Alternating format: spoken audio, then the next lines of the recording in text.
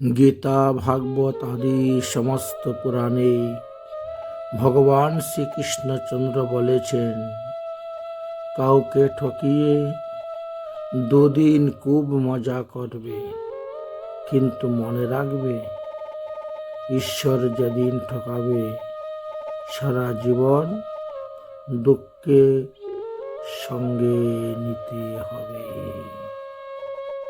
তাই দুদিন কা মজা জিন্দগি ভর সাজা।